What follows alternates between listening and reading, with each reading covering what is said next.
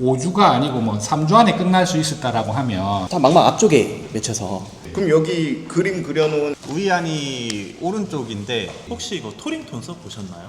네. 학술대회는 임상 사례에 대한 증례 보고를 포스터 논문으로 여러 개를 냈는데 그 안경기업에서 3편이 이제 게재 확정돼서 다녀왔고요. 다산점 김영준 원장님이 투고했던 포스터 논문이 오늘 발표할 이제 세미나 주제. 누구 앞에서 이렇게 발표를 하는 게 대학교 때 조별과제 이후로는 처음인 것 같아서 고도난시의 환자에 의한 정규정을 해야 되는 사례인데 이제 고도난시 환자 같은 경우에는 실제로 추가적인 난시를 검출해내는 데 있어서 되게 오랜 시간이 걸린다는 점이라든가 환자의 자각 굴절 검사만으로 완벽하게 이제 정규정을 할 수 있는 상황이 안 될 수도 있기 때문에 그래서 꼭 타각적 굴절 검사 기기에 검연기를 사용해서 추가적인 난시를 검출해내는 그런 내용을 가지고 이번 발표를 준비하게 되었습니다. 저랑 이번에 원장님 발표 사례가 너무 일반적이지만 중요한 사례라고 꼭 이제 일반 안경사 분들에게도 이번 발표로 인해서 기본을 다지고 좀 좋은 기회가 될 것 같다고 발표 잘 하라고 하셨습니다. 그러니까 옵토메트리 전공을 하신 뭐 석사, 박사분들이 모여가지고 이 그룹을 지금 이루고 있는데 이 그룹 내에서는 지식에 대한 교류라던가 저희가 처방하면서 특이한 케이스들이 올 수 있잖아요. 이런 것들이 이제 도움이 되니까 다른 이제 일반 안경사 분들에게도 좀 같이 발표하는 자리입니다. 큰 자리에서 발표를 한다는 것 자체만으로도 엄청 부담스럽고 떨리는 그런 이제 자리일 것 같은데 이제 다들 준비를 많이 했다고 저도 많이 들었고요. 내용 부분에 있어서도 기대가 많이 되는 부분이고 이제 저도 이 발표를 듣고 나서 다음에 만약에 제가 이제 발표하게 될 이제 상황이 생긴다면 이제 이런 부분을 참고를 해서 잘 준비해야 될 것 같습니다. 어쩐 일이세요? 어쩐 일이냐고요? 여기서 뵙네요, 원장님. 안경기업 출신 분들 발표를 듣는 것 자체가 영광이죠. 이 4차에서는 그러지 않았냐라고 질문을 하면 너가 대답을 하면 이제 사전에 질문을 해야 되는데 미리 어떤 질문을 드릴까 짜고 있었네. 네, 짜고 있었습니다. 많은 분들이 굴절 검사할 때 좀 어려워하시는 그리고 이론적인 걸 책에 있는 내용대로 배운 대로 해봤더니 잘 안 되더라 라고 하는 거를 실질적으로 좀 보여드리면서 어떻게 적용할 수 있는지 그런 것에 대한 교육 겸 세미나 겸 이런 것으로 진행을 하려고 합니다. 오광근 박사님이라고 강원대학교 옵토메트리 전공으로 석박사를 이제 취득하셨고요. 그리고 논문도 되게 많이 쓰셨어요. 찐학자? 그 정도는 아니고. 저는 이제 시기능 관련해서 쓰신 논문이 좀 되게 인상적이었습니다. 또 제가 석사 때 많이 그 논문 보면서 도움도 많이 받았고요. 동기입니다. 박사 과정 하면서 강의도 하고 세미나도 하고 안경원 운영도 하고 여기 원장님이 고생이 많습니다. 엄청 열정적이고 여러 가지 도움을 많이 받고 있죠. 세미나 계속해서 하시잖아요. 좀 하시는 좀 의의나 이런 게 있나요? 저한테 온 케이스들을 이제 다른 사람들한테 어떻게 하면 조금 해결을 하면서 도움이 될 수 있을까라는 생각으로 여러 가지 정보들을 찾아가지고 이제 발표를 하고 있는데 열심히 해보려고 합니다. 굴절 검사에 대한 토론을 좀 많이 하고 싶다라는 얘기가 가장 많았어서 이번에 그렇게 준비했습니다. 나와주세요. 고도난시 첫 교정 후 추정 관찰 사례에 대해서 준비를 하게 되었고요. 만 19세 남성으로 직업은 학생이었습니다. 불편 증상으로는 안경 착용 경험이 없었고 평소 흐린 시력으로 항상 눈을 찌푸리고 있었습니다. 그래서 눈에 잦은 피로감이 있었고 근거리 작업 시 가깝게 얼굴을 당겨서 주시하는 경우가 굉장히 빈번했고요. 1차랑 2차 처방할 때 등가를 선택하지 않고 난시량만 단순히 치료하는데 그러면 어차피 교정의 원리는 최초창으로는 망막에 올려놓으려고 하는 건데 다 망막 앞쪽에 맺혀서 혹시 이거는 뭐 적응 문제 때문에 이렇게 하신 건지?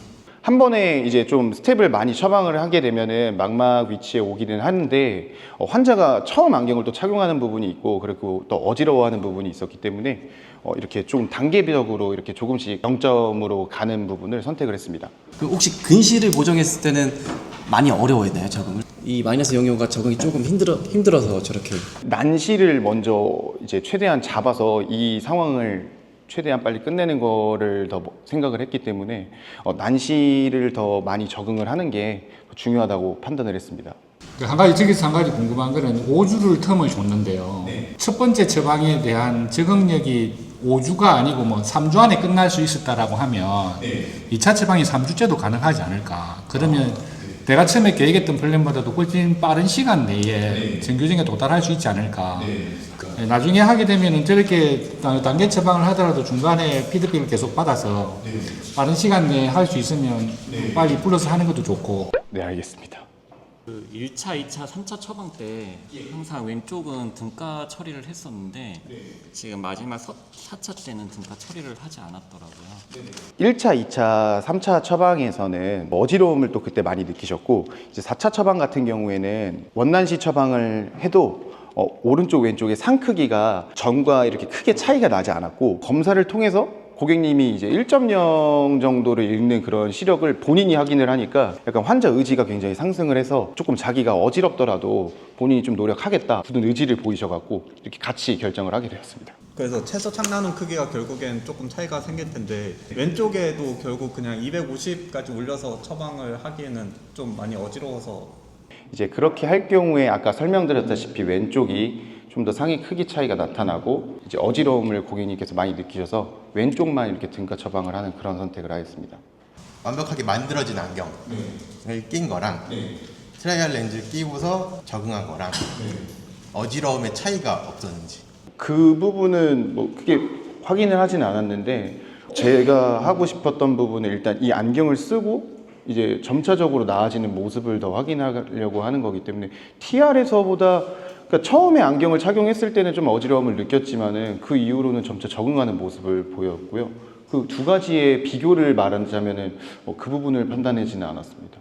처방이라고 하는 것 자체에 정답은 없잖아요. 앞에서 자정하시는 분이나 아까 질문했는 재생이나 다 생각이 다르기 때문에 다음번 처방에서는 좀 그런 것도 고려를 하면 좋겠다라는 생각이에요. 저희 세미나에서 발표한 주제가 타각적 굴절 검사 기기로 눈을 촬영하고 자각적 검사를 하게끔 법이 되어 있어요. 타각적 굴절 기기로 검사를 한다는 건 어떤 뜻이냐면 장비를 통해서 눈의 데이터를 보는 거는 합법이에요. 자각적으로 저희가 시력을 보는 것도 합법. 검연기는 레티노스코프라고 하는데 제가 학생일 때 한 20년 전에도 학부 때부터 배웠어요. 저희가 펜라이트 같이 빛을 쏴가지고 눈의 움직임을 보는 거예요. 눈의 반사광을. 이게 문제가 갈 소지가 없는데 이걸로 이제 처방을 하게끔 하는 거를 의료법으로 묶어 놓은 거예요. 이분은 이제 데이터가 안 나오니까 이제 검연기로 한번 눈을 본 다음에 처방을 한 건 아니고 자각적으로 다시 검사를 해서 자각적인 처방을 했고 포스트 논문이나 학술 세미나를 이제 발표하기 위해서 학술적으로 좀 준비를 했다고 보시면 됩니다. 이번 5교정으로 인한 사이도 변화 사례의 발표를 맡게 된 안경기업 다산점에서 근무하고 있는 안경사 성민수입니다. 플러스 마이너스 1디옵터 경사법으로 구하셨잖아요. 혹시 이거 토링톤 써보셨나요? 토링톤은 쓰지 않았습니다. 왜냐면은 제가 프리즘바를 이용하여 검사한 이유가 가림 검사도 애초에 프리즘바로 이제 진행을 하였기 때문에 그 뒤에도 계속 동일한 검사법을 이용해서 진행을 하였습니다. 타각적인 검사 기계로 이제 AR을 기반으로 저희가 자각 검사를 하는데 그 MPNV 검사나 이제 시력 검사를 할 때 하얀 바탕 안에 이제 숫자를 저희가 환자가 읽잖아요. 객관적으로 좀 판단할 수 있는 그런 스킬이나 그런 판단이 있을까요? 조금?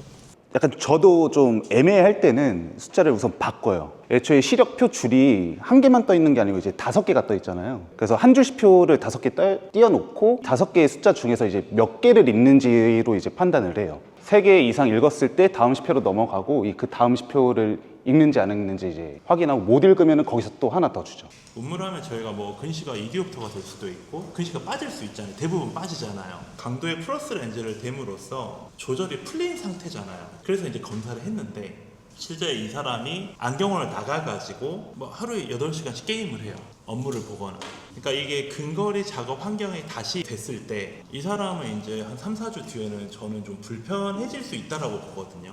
일단 습관적으로 다시 조절 수축이 일어납니다. 환자분한테 조금 흐려 보일 거다. 습식 온찜질을 해라. 이 라이프 스타일상 그렇게 못하시는 분들이 많이 있어요. 마이너스 2디옵터 끼고 있던 사람인데 검사하니까 마이너스 1디옵터가 나왔어요. 이제 4단계 차이가 나잖아요.